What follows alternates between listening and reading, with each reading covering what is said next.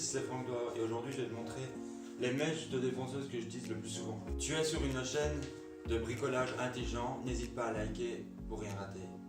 Une mèche de défonceuse est aussi appelée fraise, donc je risque d'utiliser les deux termes. Je te montre les différents styles. Nous avons ici toutes les moulures, les fraises droites et les fraises de décoration.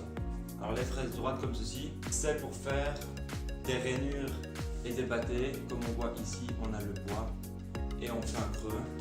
Il y a cette mèche qui est un peu particulière, avec donc c'est une mèche droite avec un roulement ici à guide. L'avantage de ce mécanisme, c'est par exemple on a un bois, on met un panneau par au-dessus. On veut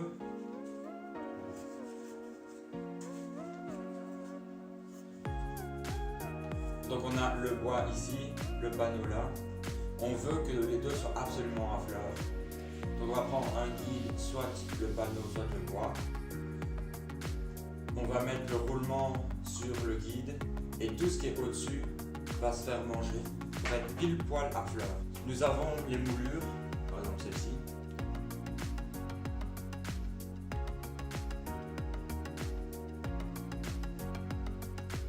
Donc ça c'est un arrondi comme on peut voir.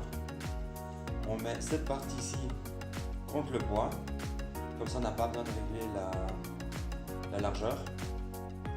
Il suffit juste de régler la profondeur du bois. Et ça je te montre dans une autre vidéo comment régler les fraises. Ici on peut voir qu'on a une autre, une plus grande. Alors là, on voit qu'il y a un genre de K.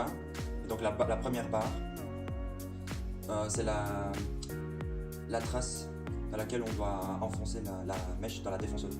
Il faut être pile à la limite, il ne faut pas être de trop, il ne faut pas être de pas assez. Parce que si on n'est pas assez, la mèche risque de partir de la défonceuse. Et si on est de trop, le bout de la mèche risque de taper dans la défonceuse et c'est la partie où il y a le moteur. Donc ça peut être vraiment très problématique. Nous avons maintenant ici tout ce qui est décoration. Donc par exemple celle-ci. Donc celle-ci c'est pour faire, comme dans la vidéo précédente, un petit dessin. Moi personnellement c'est ces mèches là que j'utilise le plus.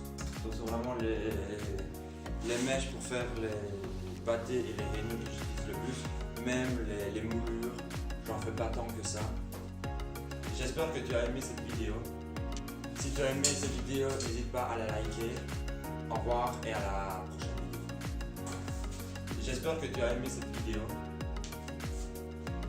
N'hésite pas à mettre un commentaire de ce qui t'a...